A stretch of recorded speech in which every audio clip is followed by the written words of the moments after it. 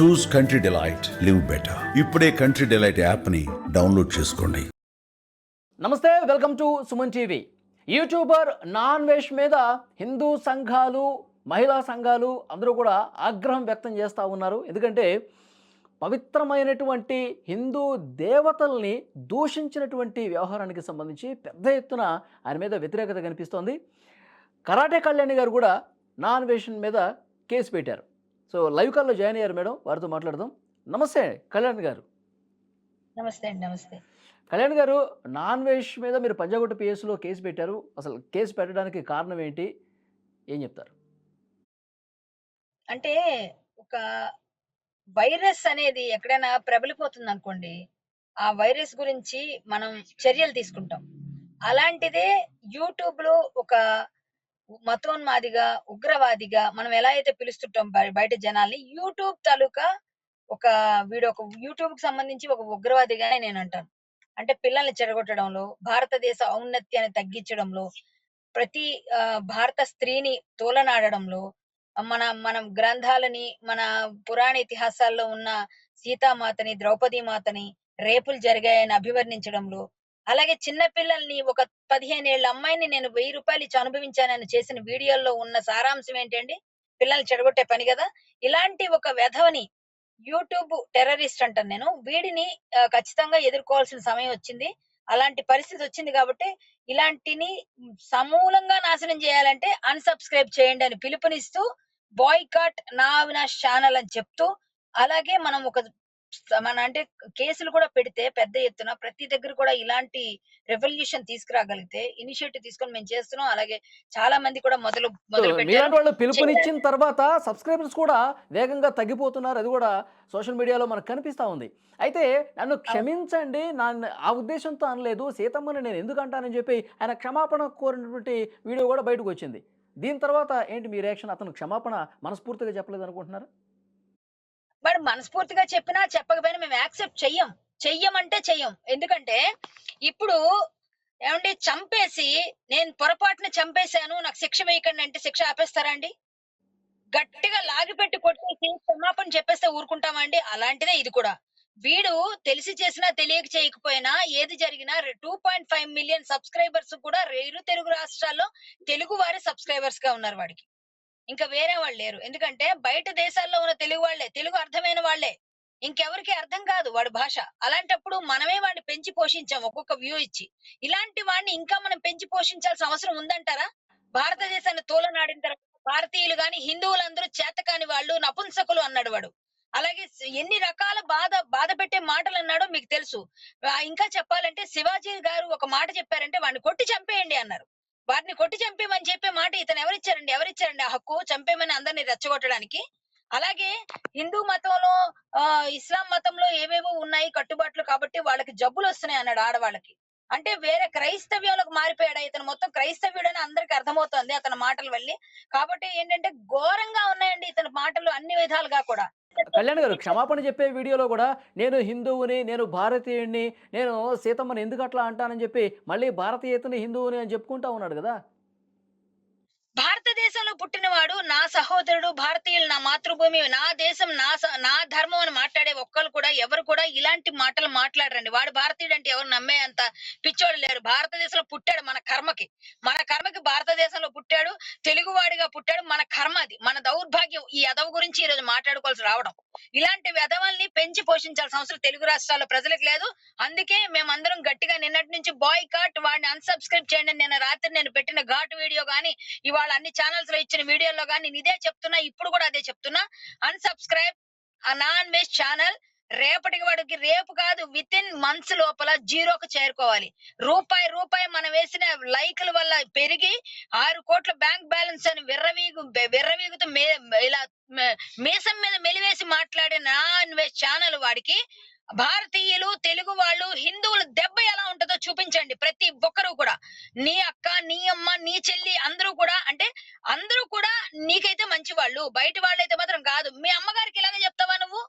బట్టలు విప్పుకొని తిరగండి, గుడ్డలు ఎప్పు తీసుకొని తిరగండి అని చెప్పాడు వాడు. అంటే ఏం పిలిపిస్తున్నాడండి వాడు? గుడ్డలు ఎప్పుకొని తిరగాల? వాళ్ళ అమ్మగారితో చేపిస్తాడు ఆ పని? చేయించడా? వాడైతే మాత్రం మనందరికి చెప్పేస్తాడు. ఎవరు పడితే వాళ్ళకి సలహాలు ఇచ్చేయడమే. అంటే ఫ్రీ కదా సలహాలని ఎవరిని ఇచ్చేస్తాడా? ఏది పడితే అది ఇచ్చేస్తాడా? భారతదేశ స్త్రీలకి ఔన్నత్యం లేదా? సీతామాతని లేకపోతే ద్రౌపది మాతని అంటాడా? అంతే కాకుండా గోమాతను రేప్ చేశారంట హిందువులు. హిందువులంటే రేపిస్టులు. భారతదేశంలో ఉన్న వాళ్ళందరూ రేపిస్టులు అన్నట్టుగా చెప్తున్నాడు భారతదేశం గురించి. ఎన్ని వందల రేపులయ్యి, ఎన్ని వేల రేపులయ్యి అని చెప్పేసి ఇట్లా మాట్లాడితే ఏమనుకుంటారండి వేరే కంట్రీ వాళ్ళు? అంటే అంత నేను అంత చూపిస్తా ధైర్యంగా ఎందుకు మాట్లాడుతున్నాడు అని చెప్పి అనుకుంటున్నారు మీరు? అంటే పదే పదే ఈ రకమైనటువంటి వ్యాఖ్యలు చేయటం కావచ్చు. అంటే ఇండియాకి నేను రాను, భారత్‌కి నేను రాను, నన్ను ఎవరు ఏమి చేయలేరు అనే భావన ఉందంటారా ఆయనకి? పోలీసులు ఎళ్తారులెండి. వాడు రాపోతే వాడిని లాక్కొస్తారు పిలక పట్టుకొని. ఎంతమంది దాక్కుంటే ఎంతమందిని లాక్కు రాలేదు. వీడొక లెక్క, వీడో పుడింగాడు అనుకుంటున్నాడా? వీడేం పెద్దదనుకుంటున్నాడా? ఖచ్చితంగా భారతదేశానికి రావాల్సిందే వాడు. రప్పిస్తారు. రాసి పెట్టుకోమని చెప్పండి. రప్పిస్తారు. కన్ఫర్మ్‌గా వాడి ఛానెల్ అంతా వానిష్ అయిపోతుంది. ఒక్క ఛానెల్‌లో కూడా వాడు మళ్ళీ డబ్బు సంపాదించుకోలేకుండా భారతదేశంతో పెట్టుకున్నందుకు వాడికి అవుతుంది తప్పకుండా. అంతే కాకుండా మన భారతదేశం గురించి బయట దేశాలతో పోలుస్తూ ఇక్కడ బాగా ఎక్కువ రేపులున్నాయంటే, అంతకన్నా ఎక్కువ రేపులున్న కంట్రీలు చాలా ఉన్నాయండి. వాటికన్నా కూడా నేను చూపిస్తా. అలాంటిది మన భారతదేశంలో రేప్ కంట్రీ అన్నట్టు ఎలా అభివర్ణిస్తాడు వాడు? భారతదేశం గురించి ఎలా మాట్లాడతాడు? హిందువుల గురించి ఎలా మాట్లాడతాడు? వేరే మతాల మధ్య ఎట్లా చిచ్చు పెడతాడు? వాడు భారతదేశంకి రాకపోవడం కాదు. పిలక పట్టుకొని లాక్కొస్తారు వాడిని. లాక్కొచ్చేటట్టు జరుగుతాయి. ప్రతి ఒక్కరు కేసులేయండి. వీలున్నన్ని ప్రతి ఇప్పుడు ప్రదేశంలో కేసులేయండి వాడి కేసులేస్తున్నారు పైన. మేడం. ఇప్పుడు మిమ్మల్ని గూడా ఇన్‌స్పిరేషన్‌గా తీసుకొని చాలామంది స్టేషన్‌లకెళ్ళి నాన్ వెజ్ మీద కేసు పెడతా ఉన్నారు. ఏంటి యూజ్ ఏంటి? ఆ నాన్ వెజ్‌ని ఇక్కడికి తీసుకొచ్చే ప్రయత్నం ఏమన్నా జరిగే అవకాశం ఉందా? ఆయన ఎక్కడో ఏ దేశంలో ఉన్నాడో గూడా చాలా మందికి తెలీదు. ఏలేం థాయిలాండ్ లో ఉన్నాడు ఇప్పుడు ప్రెజెంట్ వాడే చెప్తుంటాడు. ఇక ముందు చెప్పకపోయినా తెలిసిపోద్దులేండి. ఎలా అయినా తెలుసుకుంటారు గానీ తెలుసుకోవాలంటే పోలీసు నిఘా పెట్టారు గదండీ! ఇప్పుడు మహిళా కమిషన్ కల్పించుకొని ఏం మహిళల గురించి దేశం సీతామాత గురించి మాట్లాడితే వాడి గురించి పిలిపించరా? వాడిని దేశానికి పిలిపించండమ్మా మహిళా కమిషన్ ఇప్పుడు. వాడిని పిలిపించండి. వాడెక్కడో దాక్కున్నాడు. వాడిని పిలవండి. మొన్న 2 మాట్లాడినందుకు ఈయన పిలిపించి కూర్చోబెట్టారు దోషిలాగా. మరి వాడిని గూడా పిలిపించండి. వాడిని పిలిపించి గట్టిగా మాట్లాడితే కరెక్ట్ గా ఉంటుంది. నెక్స్ట్ ఏంటంటే వాడి యూజ్ ఏంటంటారేంటండి? భారతదేశాన్ని తోలనాడిన వాడికి భారతీయుడిగా కొనసాగే హక్కే లేదు. వాడు భారతీయుడిగా కొనసాగింపు మేము ఒప్పుకోవడానికి నాకైతే ఇష్టం లేదు. మిగిలిన వాళ్ళందరూ కూడా నాతో ఏకీభవిస్తారనుకుంటా. వాడిని అన్ని సీజ్ చేయాలి. పాస్‌పోర్ట్ సీజ్ చేస్తారో లేదో నాకు తెలియదు. దానికి ఏం నార్మ్స్ ఉన్నాయో. మేమైతే మాత్రం భారత విదేశాంగ మంత్రికి కూడా ఈ కంప్లెయింట్‌లన్నీ పంపిస్తామండి. అన్ని విధాలుగా తీసుకెళ్తాం. బండి సంజయ్ గారు కూడా విదేశాంగ శాఖ దానికి సంబంధించిన దీనిలో ఉన్నారు. మేము ఖచ్చితంగా తీసుకెళ్తాం. చాలా మంది ఉన్నారు. మేమైతే వదిలేదే లేదు. ఇప్పుడు ఎక్కడైతే కేసులు పడుతున్నాయో అన్ని కేసులు కూడా కన్సిడర్ చేస్తారు. వాడిని భారత్‌కి రప్పిస్తారు. వాడు మొత్తం ఛానెల్స్ అన్నీ మొత్తం జీరో అయిపోయి రూపాయి కూడా లేకుండా ఆర్థికంగా ఎవరికైనా దెబ్బ పడితే అప్పుడు తెలుస్తుందండి. హ్మ్. ఆర్థికంగా దెబ్బ పడినప్పుడు ఖచ్చితంగా తెలుస్తుంది వాళ్ళకి. ఇప్పుడు ఒక్కొక్క లైకు నిజం చెప్తే భారతీయులు, తెలుగు రాష్ట్ర ప్రజలు తెలుగు వాడేస్తున్న ముష్టి వాడు తింటున్నాడు.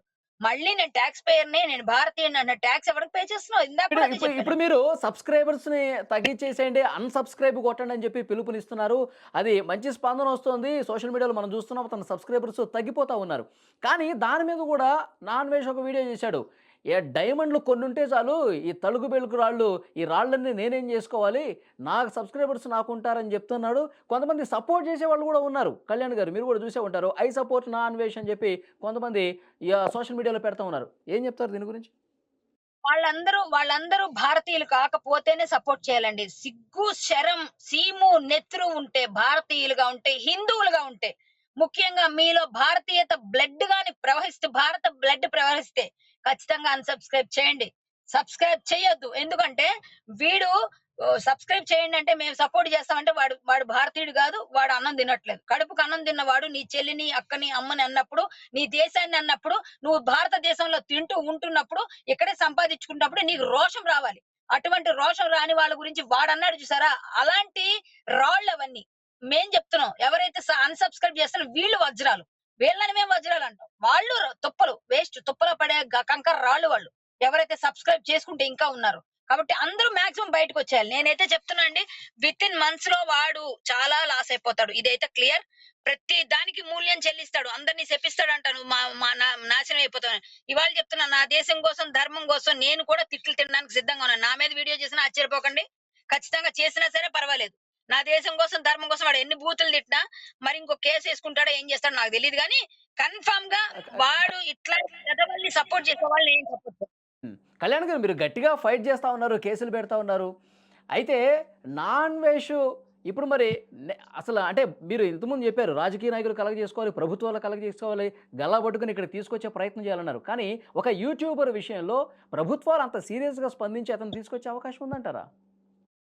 అంటే దేశం మీద ధర్మం మీద మరీ ఎంత వెల్లువెత్తి ప్రజా ఆగ్రహం ఎప్పుడైతే పెల్లుబుకిందో అప్పుడు కల్పించుకునే అవకాశాలు ఉంటాయండి. ఇంకా ఇంకా ఆగ్రహం జ్వాలలు రావాలి. ఇంకా పెల్లుబుకాలి. ఇంకా చాలా మంది బయటికి రావాలి. చాలా మంది నోరు విప్పాలి. రాజకీయం కాదు ఇక్కడ. మతాలకి, కులాలకి అన్నిటికి అతీతంగా రావాలి. అంటే నా పార్టీ, నీ పార్టీ అవి కూడా లేవు ఇక్కడ. ఓన్లీ భారతీయత. భారతీయత వరకు వచ్చినప్పుడు భారతదేశం హిందువులు. అలాగే ఎక్కువగా హిందువుల మీద ఎక్కువగా ద్వేషం కక్కాడు వాడు. సో వాళ్ళకి ఎక్కువగా మనం ఎక్కువ శాతం ఉన్నది కూడా హిందువులే. దాని వల్ల మేమందరం కూడా ఇంత ఆగ్రహ జ్వాలల్ని కురిపిస్తున్నాం. అలాంటి వాటినన్నిటి కూడా ఎప్పుడైతే సమాజంలో ఎక్కువ పెళ్ళుబుకుతుందో అప్పుడు ఆటోమేటిక్ గా రాజకీయ పార్టీలు కూడా ఇన్వాల్వ్ అవుతాయండి. ప్రతి రాజకీయ నాయకుడు మాట్లాడాల్సి వస్తుంది. ప్రతి ఒక్కరు కూడా అప్పుడు వాడిని రప్పించడానికి ఏం చేయాలో అది చేస్తారండి. ఎవరు ఊరుకోరండి. ఎవరు సైలెంట్ గా చేసే ఆ పని చేస్తారండి. బయటకు వచ్చి మాలాంటి వాళ్ళం ఫైట్ చేస్తున్నాం కాబట్టి మాకు మద్దతు వస్తుందా లేదా పక్కన పెట్టేయండి. పక్కాగా వాడిని మాత్రం అన్‌సబ్‌స్క్రైబ్ చేయండి. మాకు మీరు సపోర్ట్ చేసినా చేయకపోయినా మేము బాధపడం. మమ్మల్ని పొగడక్కర్లేదు, మమ్మల్ని ఏమనక్కర్లేదు, మా గురించి ఒక కామెంట్ పెట్టక్కర్లేదు, తిట్టుకోండి పర్వాలేదు మీరందరూ. ఎవరైతే వాడి ఫాలోవర్స్ ఉన్నారో. బట్ వాడిని అన్‌సబ్‌స్క్రైబ్ చేయండి. నిజమైన భారతీయులు మీలో సిగ్గు, శరం, దమ్ము అన్నీ ఉంటే మాత్రం భారతీయుడిని చెప్పుకుంటుంటే భారతమాత ముద్దు బిడ్డగా పిలవాలనుకుంటే ఇలాంటి వెధవల్ని, ఇలాంటి పురుగుల్ని ఏరి పడేయండి. పక్కాగా ఒక విధంగా చెప్పాలంటే వీడొక ఉన్మాదిలాగా ప్రవర్తిస్తున్నాడు. వీడొక కరోనా వైరస్ కన్నా ఎక్కువ ప్రమాదకారి. ఇలాంటి వైరస్‌ని ఇప్పుడు మన స్త్రీల మీద తలలకెక్కి కామెంట్ చేస్తా ఉన్నాడు. ఆ గుడ్డముక్కలు లేకుండా కూడా మీరు రోడ్ల మీద స్వేచ్ఛగా తిరగండి అని చెప్పేసి అంటా ఉన్నారు. మరి మీరు మహిళా హక్కుల కమిషన్‌కి వెళ్లి ఆయన మీద ఏమైనా కంప్లెయింట్ చేసే అవకాశం ఉందా? తప్పకుండా అండి. నేను ఆల్రెడీ ఇదే కంప్లెయింట్‌ని రెడీ చేశాను. అదే మహిళా కమిషన్ కూడా నేను రేపు వెళ్తాను. ఖచ్చితంగా నేను ఇస్తాను. వాళ్ళకి ఏమి జరగాలో, ఏమి జరుగుతుందో, ఏ విధంగా అతను రావాలో అన్ని విధాలుగా రావాలండి. నేను మహిళా కమిషన్ కూడా వెళ్తాను. వాడి మీద కంప్లెయింట్ ఇస్తాను. ఎందుకంటే ఎందుకు వదిలేయాలండి? ఇలాంటి వాళ్ళని వదిలేస్తే ఇంకొకడు పుడతాడండి. ఇంకోడు కూడా సారీ చెప్తాడండి ఇంకో మాటాడి. ఎంతమందినండి వదిలేస్తాం? ఒకడికి గట్టిగా అయితే రెండోసారి ఇంకోడు భయపడతాడు. భారతీయుల జోలికి, హిందువుల జోలికి రావాలంటే. సీతామాతను అన్నవాడు ఈ దేశం మీద పుట్టినవాడు ఎవడు మాట్లాడు. వేరే దేశంలో బ్రతుకుతూ నువ్వు ఇక్కడ దేశం గురించి మాట్లాడుతూ సీతామాత గురించి ఇంత అవహేళనగా మాట్లాడితే మేము భరించడానికి సిద్ధంగా లేం. మా తల్లి గురించి మాట్లాడితే మేము సిద్ధంగా లేం. నీ తల్లి బట్టలు విప్పుకోమని నువ్వు పిలుపునిచ్చుకో. మా తల్లిదండ్రులు మాకు ఆ సంస్కారం నేర్పలేదు. మేము అలా పిల్లలకి ఎవరికి చెప్పం. కట్టుకొని నిండుగా చెప్తున్నాడు కప్పుకొని కళ్యాణ్ గారు. వెళ్ళండి నేను చెప్తాం. అలా అనకపోయినా కావాల్సుకుని నన్ను టార్గెట్ చేస్తా ఉన్నారు. రక్తం కక్కుకొని చచ్చిపోతారని చెప్పి బెదిరిస్తా ఉన్నాడుగా ఇలాంటి వాళ్ళ మీద. వీడేమో పెద్ద మా పరమ పునీత పురుషుడు కాదు. వీడు చేసేవన్నీ బూతు పనులు, బూతు మాటలు. వీడి మాటలకు ఒక్కటి కూడా తగులుతుంది అని ఎవరు అనుకుంటే అంతకన్నా హాస్యాస్పదం లేదు. వీడు చేసిన వ్యాఖ్యలకి ఏమీ జరగదు, ఏమీ వరగదు. వీడేమైనా మహామునిగా కొన్ని సంవత్సరాల నుంచి తపస్సు చేస్తున్న ముని పొంగవుడైతే ఆ వాక్కు శుద్ధుంటుంది. వాడేంటంటే నోరిప్పితే బూతు మాటలు, బూతు బాబుగాడు వీడు. వీడి గురించి భయపడిపోయేంత ఇది. వాడందరిని శపిస్తాడు. వీడు శపించేది అందరికి తగిలేస్తుంది. ఇంకా చెప్తున్నా, భారతీయులందరి తాలూకా క్షోభ, బాధ, మానసిక క్షోభ, ఆ భారతీయ స్త్రీలు నాలాంటి స్త్రీలు చాలా మంది బాధపడుతూ తల్లులు, చెల్లెళ్ళు అందరూ బాధపడుతుంటే ఆ ఉసురు తగిలి వాడు మొత్తం జీరో అవ్వకపోతే చూడండి. ఇవాళ చెప్పాను నేను. రాసి పెట్టుకోమని చెప్పండి. ఎండింగ్ లో చెప్తున్నా 26 లో ఆడు గతి ఏంటో చూడమని చెప్పండి. యాహ్! చూద్దాం కళ్యాణ్ గారు. నెక్స్ట్ ఆయన వీడియోల మీద వీడియోలు చేస్తా ఉన్నాడు. ఇంకేం మాట్లాడతాడో దాని మీద మీ రియాక్షన్ కూడా తీసుకుంటాం. థాంక్ యూ వెరీ మచ్ అండి. Thank you.